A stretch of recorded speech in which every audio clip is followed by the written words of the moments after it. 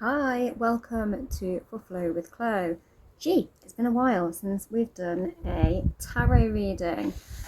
We are between and betwixt the two eclipses. We had that big solar one in Leo on the 12th, and we have the lunar one, which will be in Pisces, coming up on the 28th of August here in the UK. You might find it's the 27th, depending on where in the world you live. But yeah, the feeling of complete and utter mental exhaustion is the norm at the moment when between two eclipses. We also have the sun moving into Virgo. big brain fog right now. Moving into Virgo, my god. Moving into Virgo on the 23rd. So right around the corner.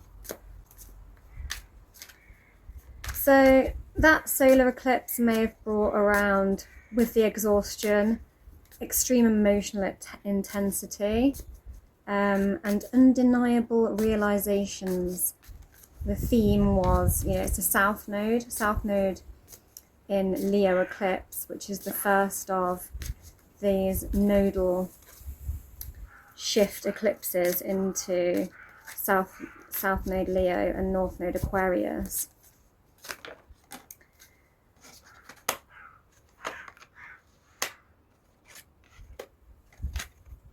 And that south node eclipse in Leo will have brought about, radical changes and eclipsing out leadership and certain structures of leadership and celebrity and things to do with fame and who is famous and why and what they are reputable for, and maybe some shocking revelations about the truth behind that and then being eclipsed out. We have obviously the North Node moving into Aquarius. However, the nodal shift is not quite perfect. And so the lunar eclipse that we're about to have is going to be in Pisces. That's because the nodes have just shifted from Pisces and Virgo axis. So this lunar eclipse is the final closeout of the series of eclipses on the Pisces Virgo axis, which we had a lot of throughout last year. It's quite interesting that this card just shot out of the deck as I said the word Virgo, because I've just had the Hermit fly out of the deck at me as I said the word Virgo. As I said, we're approaching Virgo season as well, our mutable earth sign. So I'm going to pull a few more and then we'll get going with the cards. Well, it's not giving me any more from this deck, so I might change deck. We've had Mercury in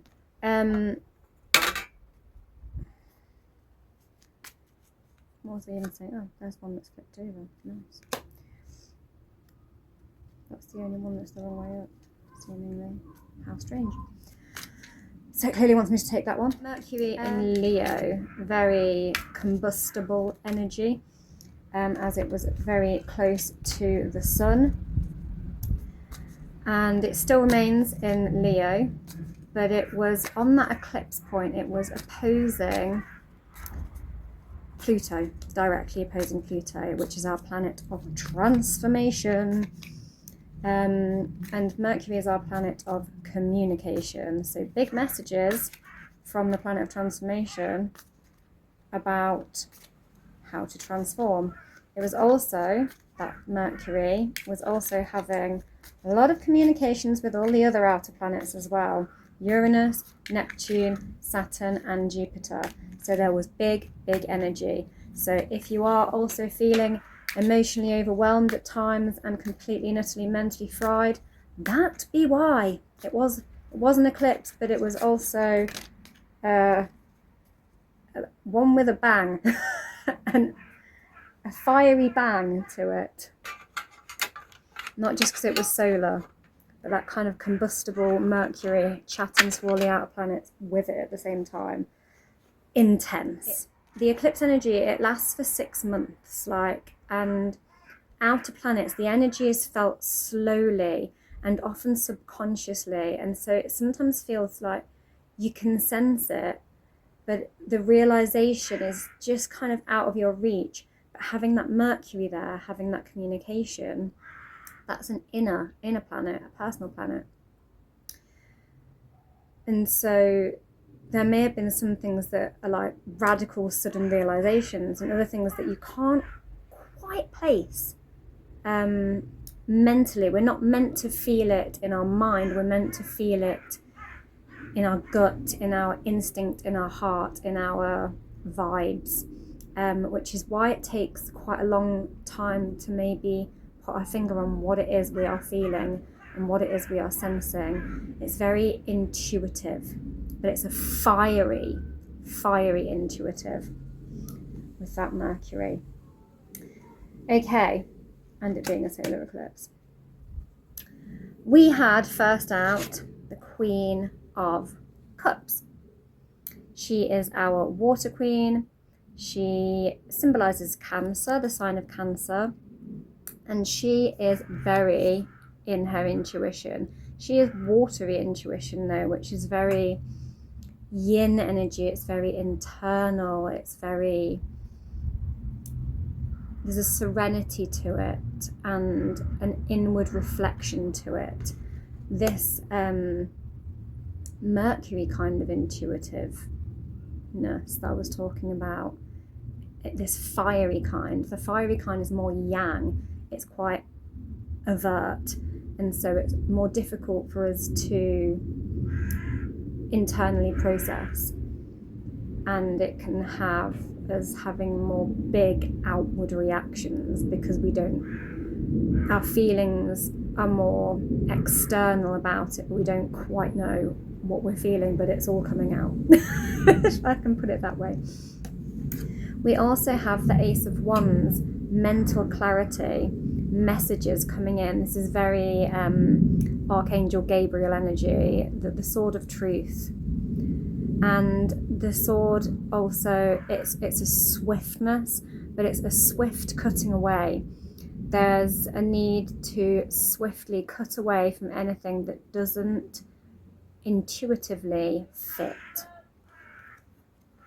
You might not understand why, but you will feel the need to.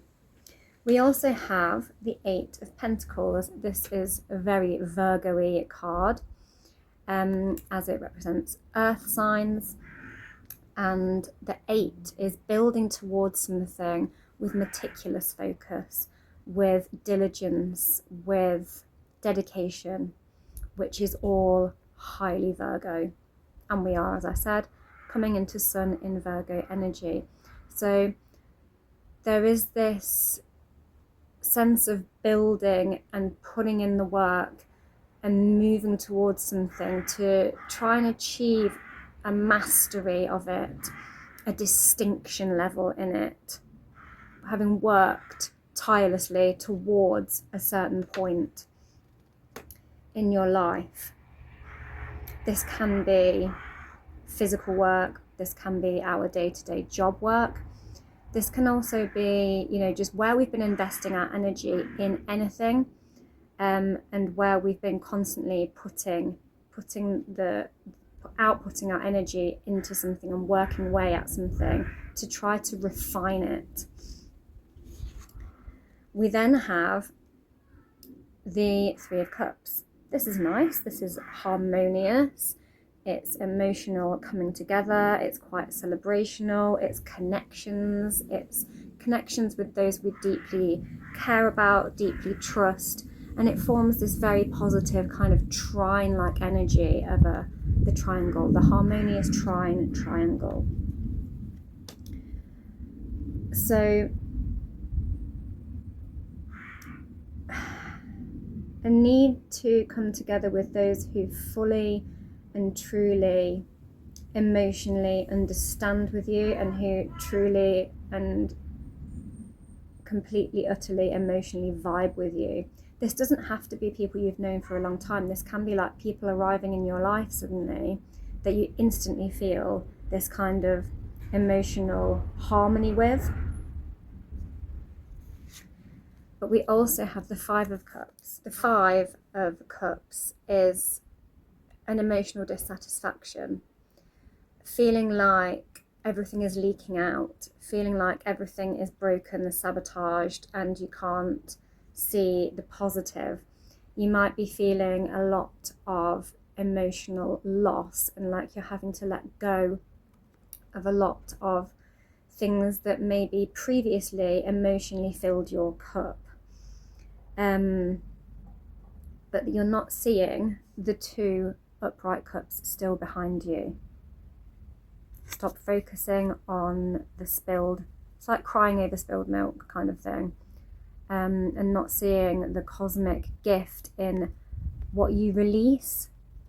And when you shed off things and when you release things, the universe has a funny way of bringing you a gift, because it's like when you finally are able to accept that this thing is no longer meant for you, funnily enough, something else comes in and arrives for you. You just need to have your wits about you and not be so focused on the losses that you can't see the potential opportunities coming in. And then we have the Hermit. You might have been feeling like you need to just crawl off and be alone in your cave with your spiritual reflection. I've definitely felt a little like that over the last few days. And yeah, looking for your inner guiding light. And the hermit, he kind of surrenders all of his worldly belongings and goes off to be this humble being just dwelling in a cave with his own thoughts and his own feels. And he doesn't need, all of these worldly, earthly, material objects and material gains. He is on a sort of spiritual quest, so to speak. I mean, we have a female hermit here as well, so her spiritual quest also. And with this lunar eclipse coming up on the 27th, 28th, that will be the final one, closing out the Virgo, South Node, North Node, Pisces axis. The nodes have shifted into Aquarius and Leo, but this ecliptic point is not quite fully caught up yet. So this final eclipse is still going to be in Pisces. And so it's very interesting that we have this Virgo-y energy, and Virgo being often quite a sign that focuses on the day-to-day and the material gains and what's right in front of them, and the physical slog of work and health and where they're putting their energy day-to-day. Whereas the North Node of Pisces, which these eclipses have been throughout the last year or so, last 18 months of the old cycle of the nodes, that is all about our spiritual enlightenment, about releasing anything that has made us feel in a victim mentality, like we are overly sacrificing ourselves, and having this enlightenment about what we need to release to follow our soul path, to connect to our cosmic radar, so to speak, to have a mental and spiritual ascension into our true soul path and be our own spiritual guide. This Pisces eclipse, lunar eclipse that's coming up, there may also be, a final fall of inauthentic spiritual leaders. That might be a thing that globally is kind of afoot, or spiritual traditional spiritual ideologies that no longer fit society. So maybe some religious leaders, religious regimes, so on and so forth. There may be things to do with that coming up and closures on those. That South Node one was more to do with celebrity, like, and fame, and who is rich because of their celebrity status, and a leader because of their popularity, but then a closing out of those people when it turns out maybe they aren't what they seemed to us. And you know, why are we investing so much in these people, and why is all the wealth going to them and all the fame going to them? What about our own fame? What about our own wealth? What makes them so special compared to us? That sort of thing. That was what that South Node one might have brought up in the world. Then we have the Seven of Cups. Indecision. He's got all these shells, and he's sort of splashing his little rods in them. I don't know if he's trying to use them as like singing bowls, like water singing bowls, or are they incense sticks? Not quite sure. Either way, he's kind of like whacking them all, like which one's the right one, and trying to get the right note out of them, like which one's going to sing for him. And I feel like this is a message about not trying to think your way through the feels of what has come up for you in this eclipse period, this 2-week period between the two eclipses. Don't try and think about it. Don't try and understand it mentally. Feel it out and use your intuition, and use your intuition to which one feels like it's singing for you, so to speak. Because our cups, again, are our emotional, intuitive energy. They're not our mental energy. It's about tuning into that emotional energy and not getting mentally doodahed. Then we have the Six of Pentacles. The Six of Pentacles is a lovely card. We have this beautiful infinity magical portal spinning around, the sunflowers at the top, and the kind of growth of those sunflowers, and all the hands reaching for them like they are the golden light. And you know, we have just come through Leo season. I always associate sunflowers with Leo, because Leo is ruled by the sun, and sunflowers, they reach for the light, they grow towards it, and they are, you know, they don't get overshadowed by other plants. They go tall, they go above them all, and they reach and they turn their heads towards that sun, like following their guided light, and they're not afraid to do it. They're not afraid to grow. They're not afraid to stand tall and proud and strong in the limelight, the sunlight, like a Leo. But yeah, we have all these hands like reaching for them, and this magical loop. And it's about harmony, it's about charity, it's about everyone having their fair share. And the sunflowers are starting to drop into all these hands that are reaching for them. So it's about giving back, equal reciprocity, and, you know, people, you know, feeling tired of being squashed down and reaching for every penny, like, you know, and having to rely on charity. It's about everyone having enough. And this is like that thing that I was just saying about the South Node Leo eclipse, about people being like, why are we worshipping these certain people and treating them like they're more special than us, and like they should have all the wealth and all the fame and all the fortune and all the wonderful things. You know, what about me? What about all of us? What about everyone having their fair share? Six of Pentacles. What about everyone achieving their dreams? What about everyone investing in their own dreams and believing that they can?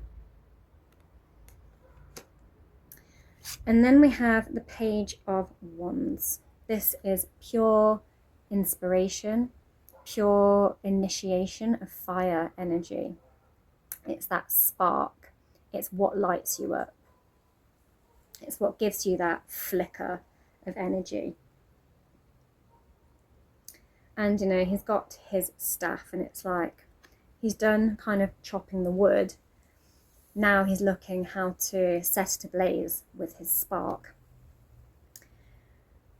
And I feel like this is this kind of exhaustion energy that we're in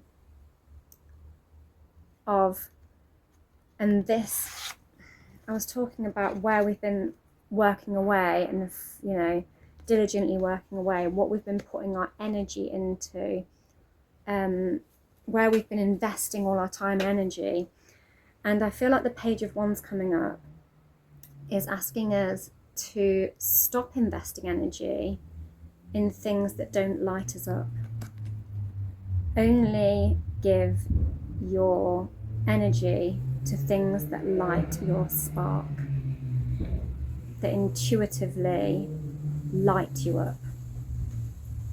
Do not give it to things that drain and exhaust you, and you can feel it. You don't know why. Maybe some things that used to make you feel full and happy and joyful in your emotions no longer do, and you've had to release them. But there's more coming in. And the Hermit knows what they need to release. The Hermit is not worried about material excess and worldly possessions. They are on their spiritual quest, looking for their great big sunflowers. The sunflowers of their soul, so to speak.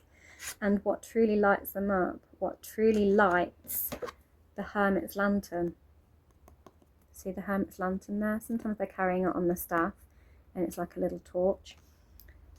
But what truly lights up that Hermit, what truly lights up that soul light within you. And then we have the Hanged Man, very Piscean card. And obviously this full moon partial eclipse will be in what sign but Pisces. So it's about taking all of your energy and letting it come right up to the crown chakra for realizations, aligning all those chakras and letting the energy come up to a full spiritual realization. Hence why he's doing a lovely eagle pose headstand thing, to let it all drain down into his head, all the realizations from all the other chakras, all the passion, the grounding, the confidence, the love, the expression, the intuition. It's all mounding in his head to form a pure realization of his spiritual path. And it's again this internal energy, this very internal energy. The Hanged Man is in this stasis, this pause. He's not rushing about trying to overthink it or take action on it. He's stationary. He's hanging there in a pause, allowing the realization to happen on its own. And then we have the Five of Cups. Again, double Five of Cups. My goodness me. Where's that other Five of Cups gone? There it is. And this realization from this Hanged Man, it's so funny that we have the Hanged Man and the Hermit, which symbolise Pisces and Virgo, and this old south node, north node, ecliptic axis closing out, and that we have these two cards double your emotional Five of Cups, double your emotional release. What do you just need to let go of? This one that we started with looks in quite a lot of despair. She's having a hard time letting go emotionally of the past. This one, this lady, she looks more wistful and accepting. She's by the water, she's looking out, and she can see beyond it. Maybe Maybe her little ship's coming in, just off camera here. And she's leaving all these shells on the shore because they can't come with her on the journey. And she knows it. And she's pretty cool about it. She's pretty serene about it. She's pretty Queen of Cups about it. And I'm going to go back to this Ace of Swords as well. Realization about what we need to cut away. What needs to go. Mental clarity. Mental clarity again with this Hanged Man and the Ace of Swords. You know, like the it coming to the point of the blade. It coming to the point of our psyche, of our consciousness, of our inner knowing. And then we have the Page of Swords. This is pure air energy. It's pure clarity. It's swiftness and it's clear cut. And air likes to move forward without being held back. And again, this Ace of Swords I'm going to come back to because it's a similar energy. It just wants things clear cut. And we have archers symbolising the air signs and the swords suit. In this particular deck, the Wild Reflections deck. And you know, you want your arrow to fly free and hit its target. And we don't want any obstructions in the way, otherwise we're going to get stopped. And so it's this like ability to mentally fly free, this energy to spiritually fly free and hit your target. Like it. I'm going to take one from the Rooted Woman as we are approaching Virgo season. I also feel like we need so much grounding to process this burnouty energy, this complete, you know, intensity that we've been going through and are still going through between these two eclipses. Grounding it in and sitting and breathing and rooting to find stability mentally and emotionally is great. And we get Cerdwen, the Initiator. She is a Welsh initiator. She's like a Celtic kind of goddess of Wales. She had a cauldron and she would make spells in her cauldron and potions in her cauldron. And she wanted to make a potion for her son as like an initiation ritual, but I think the wrong person drank it. And all of the magical things happened to them instead. Some other boy drinks it and it gives him the power of shape-shifting, the power of transformation. And she puts him through loads of tests and he passes them all. And she wanted to have this potion as well, her and her son were meant to have it. And so I think she eats him in the end. And then that energy kind of combines the magic of him and her, and then she gives birth to a new being and sort of shaman-y type, very powerful being. Anyway, these Celtic tales, they can be quite dark. But the potion of the initiation, it helps us transform. And we've got all of these fish and eagles and hares leaping out of the cauldron, allowing us to shapeshift. This is like initiating our new energy, initiating our soul path, initiating this transformation to transform into who we were meant to be before all of the societal teachings of how we should be. It's like shedding off this societal expectation of who we were taught to be and transforming into our true soul self of who we actually are. And this shape-shifting, it's like all these different versions of self, and the versions of self that frankly need to get in the bin, and the ones that we want to birth into existence to transform to become a higher being of higher consciousness. So, very interesting card. I'm also going to take one from the Witch's Shadow Oracle, because we are very much in this eclipse time of what needs to be, the shadow of the moon passing over the sun with the eclipse, the shadow of the earth passing over the moon with the other eclipse. Shadows, eclipses. What needs eclipsing out? What do we need to release? What shadows do we need to release? Do we need to let go of? Ooh, that one jumped up. Let's see if it wants to give me another. Let's see what that one is. The misunderstood. Ooh.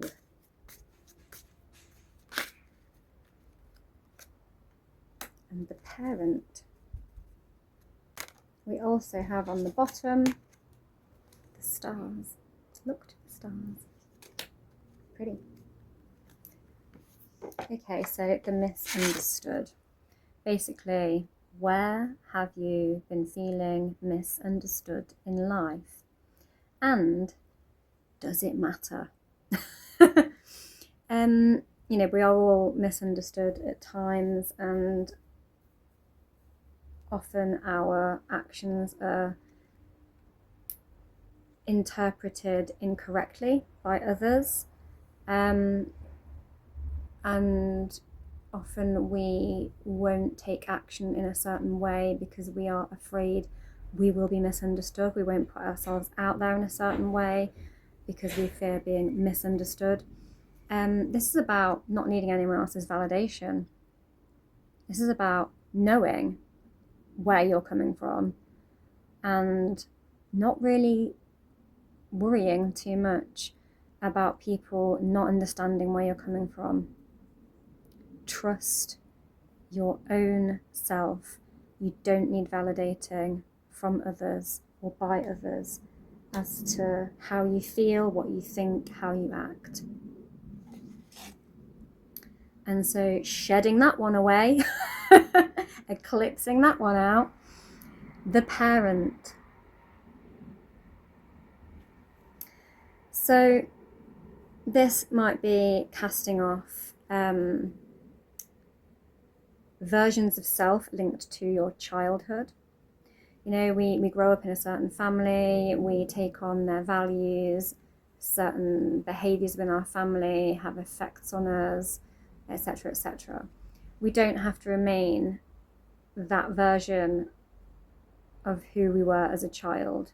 We don't have to carry all of the burdens of our family with us, or the ideologies of our families with us throughout our lives. We can cast them off.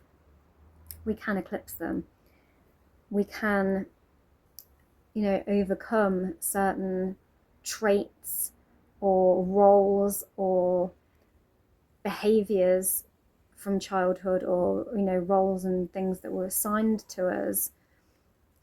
They don't have to follow us through our life. We don't have to be, the good one, the noisy one, the scared one. There's so many things that can stick as a child. Some of them more darker than others, and depending on the family we grow up in. But it's casting off and forgiving our parents, forgiving our roots, forgiving people who shaped our childhood identity in ways that we now as an adult maybe see as negative, or society has seen as negative. Casting those off, eclipsing those out. And then the stars. What dreams have you sacrificed? What dreams have you let go of? maybe because of the fear of being misunderstood, and because of, as a child, you were just never that child who did that, and it was just apparently so unlikely to everyone around you that you would ever become whatever that is, and they told you, no, you'll never be that. Well, this is here to say, sod what they think. This is here to say, believe, have your dreams, don't give up on them because of being misunderstood or what other people told you were, that you aren't anymore, or that just gave you really self-limiting beliefs about your dreams. Follow them, believe in them, have your dreams, pursue them, eclipse out those old, be forgiving, but eclipse out any beliefs that you can't have your dreams, and forgive those that made you feel that way. Poetry. This is from the Seasons of the Witch Lammas Oracle, because we are in August, mid to late August, and this month opened with the Festival of Lammas. Our next one is Mabon, as we come towards the autumn equinox. Poetry. Invoke your words for good use, and use them to uplift yourself and others. So this is positive self-talk to yourself and to others. Tell ourselves we can have those dreams. Tell other people they can have their dreams. Tell other people you understand them. Try to understand other people. And, say kind things to your childhood self who was taught that they couldn't have their dreams and was misunderstood. Because you can initiate a new version of self and transform into your new version of self. And that is the reading. I hope you enjoyed it. If you did, give it a like. And I am putting together a very grounding, releasing flow for the lunar eclipse that I've been banging on about all through this reading. I'm also putting together a Virgo class. I might put 2 Virgo classes out, one that is more twisty-turny arm balancy and one that's more twisty-turny grounding. We'll see. I'm releasing some stuff today with some little snippets of the arm balance sequence that I've been working on, and I have recently been posting the super stretchy but grounded splits flow that I will be doing for the lunar eclipse. So that is all. Have a wonderful rest of your day, and keep calm, grounded, and say kind things to yourself during this very testing eclipse, betwixt and between eclipse season. Bye.